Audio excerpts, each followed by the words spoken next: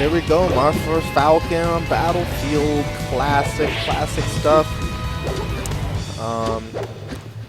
Generally speaking, I feel like Falcon does really well in this matchup because Falcon is so quick that he can find lots of ways to basically bait and also slip Marth's swings. Yeah, he's really good at getting around Marth's the walls that he can put up. Yeah, and once he does, he blows them up. Yeah. But the reason why most people think that this matchup is Marth favored, in general, the general consensus is that it's pretty much even because both parties are so adamant about how much the other one wins. It's even because Marth has really strong edge guards on Falcon. Yeah. And if Marth does get the right hits and the right setups, does also have really strong combos and can control Falcon really well. From what I found playing the matchup, if I can get Falcon into tech chase situations, it's really bad for Falcon because his tech options as well as his defensive options like sidestep are not very strong. Yeah, and if you look at PPU in the past year, 2016, he's really changed his punish game from up throws and up tilts to more tech chase scenarios because he's learned that Falcon is much worse in those scenarios because he can't move around. He has a couple options and you're able to cover all of them. Got him. And so, flubbed edge guard there from Dylan, cost him a easy stock. And now Vitro has a big advantage, has him cornered. And this is usually where Marth is also really strong. If Marth can actually pin Falcon, then that takes away a lot of Falcon's strengths. Yeah. Which is usually why you see a lot of picks to Yoshi's story. As Marth? As Marth. Even though Marth does die really early there, the idea is that you give Falcon less room to run. The problem, though, is if you have a really aggressive Falcon that's able to invade your space easily, then it kind of works against you. You get cornered, and when Marth gets cornered, it's pretty much just as bad. Yeah. I think it's similar to the Falcon Marth in that scenario. Marth is mostly trying to put up a wall on Falcon to kind of get around it. And a lot of aggressive Falcons really like Yoshi's story. I'm less of just going in Falco, I feel like. At least not as much as other Falcos. I don't really like Yoshi's stories as much. It was an easy edge guard where he could have just been patient, or he also even could have opted for a hack stash, but he kind of just messed up his timing from grabbing the ledge and didn't really get the reset properly. He was kind of threatened by the 4Bs. Mostly, if I had to guess, because he lost that stock earlier, where it's like, oh no, I have to make sure that I'm using my invincibility correctly, so he kind of just abandoned it. Right. But ended up getting clicked by the early up B. And if Falcon's dropping edge guards, then that's where everything kind of goes wrong. Yeah, and I think that was kind of the story of that last game was it was relatively even, but Vitro was just hitting his edge guards and Douchebag Dylan just wasn't. The great equalizer was Dylan not being able to close out when he should have. Yeah. Giving Marth more chances is basically just as bad as Marthritis. Yeah.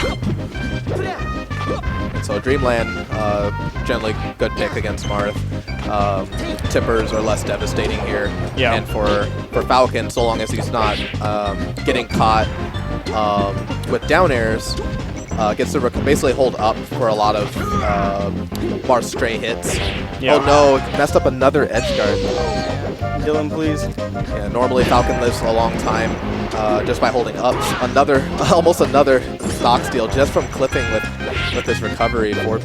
He's being a little too aggressive. I feel like he's running out there when he has a better time, maybe just jumping to ledge. Honestly, I don't know if aggression is the right word. It's more like, for me, in my opinion, it looks like he's actually trying to bait things out and he's misspacing them. Yeah. Because if he was being aggressive, he could have just gone out and hit him, and that would have worked. But instead, he went out to try and force Vitro to commit to something, and then try to get back out. But he was misspacing with how he wanted to jump out and try to avoid the up. Yeah, I can agree with that. He's kind of baiting Vitro. Oh no! Oh man! All right. Well, he's in the corner, but yeah, he was trying to bait Vitro into doing a move, and then when Vitro was throwing out that move, he wasn't in the right spacing to punish it. If he didn't go for that fastball dip into double jump, he probably could have got that knee. Yeah. But it's kind of routine to kind of want to do that quick like fastball ISA out of your uppers. And if he pressed R there, he would have gotten the kill. Yeah. It's one of the rare occasions where get up attack is actually less effective. And there's holding up though, so this is where Falcon gets to shine. He should have lost his stock, but because he held up there, he barely got knocked off of the stage at all. Yeah. The counter, nice running down tilt by Vitro. That's a really good tool when you notice that the Falcons are being more grounded, less going for less like crops up neutral airs. Down tilt was really good at putting that quick wall to stop him. I don't know what that counter was. I assume it was a technical flub. No, he wanted counter because he thought Vitro would, or he thought Dylan would rise with a double jump aerial. These guys have played each other a lot, and that's actually something that Dylan does a lot. He'll often rise with an aerial coming out of down throw situations, or quick edge guard situations, and so they're just kind of playing that that player versus player mind game. They're like, oh yeah, I know you like to do these kind of things. I know you know I like to do this kind of things. And that's where counter fails. Another one. Vitro keeps throwing out these aerials whenever it looks like Dylan wants to try to go out and do something. Yeah. Well, he has no reason not to.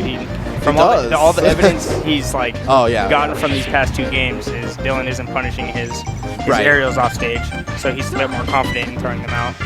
Yeah, that's true. You definitely have to. You have to demonstrate that you can handle certain things. That's why I usually say, assume the other person is going to fall for it until they demonstrate otherwise. Yeah. You don't have to stop at, rule of threes are nice, and generally if you respect that person, then you might do a rule of threes, but, honestly, some people are really just stubborn, and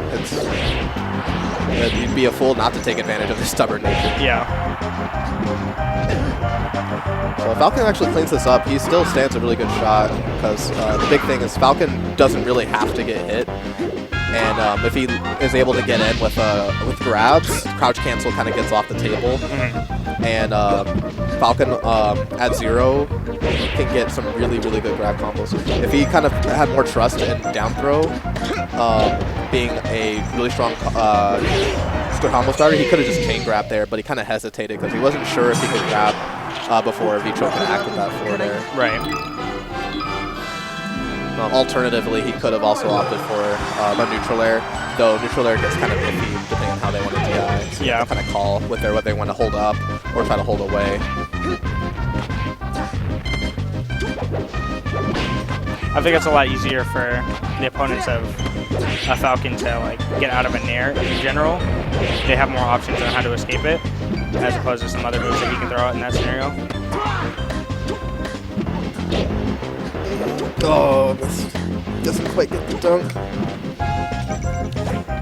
Oh, nice jab checks in the corner there. Just outside of grab range. I feel like lesser player might have panicked and threw out a grab. They're both out of range, but jab was a really strong, smart, safe option. That'll do it. Just really good control by Vitro that first stock. Yeah. Oh no, he went for the long. He went for a long forward air and then went really low on this recovery, but not so low that he could get the ledge. So, he kind of did a lot of things wrong. Yeah. And that kind of kept Vitro an advantage. Well, he's going out like a true Falcon player, just throwing out some aerials, hoping he'll hit. Or you can just hold ledge. Yeah, if he brings it back, it's not crazy for him to reverse 3-0 because Marth's counter picks aren't devastating to Falcon. The exception of some Falcons not liking Fountain. I think Fountain can be good for Falcon. Yeah, it's a learn stage. That's the thing. You have to do Fountain specific things. Yeah. And it changes your combo tree a bit, which is why most Falcons hated it for so long. Yeah. But you have players like Johnny, S2J, you have Silent Spectre, these players that are really technical, and they knew how to move on that stage. And so when you counterpicked them on Fountain, it was never really free. Oh, another one. Yeah, Vitro, since he's up in every way, he can afford to just go for really aggressive edge guards. Yeah, he's not as scared as Dylan might be, so he's more confident in his risk reward.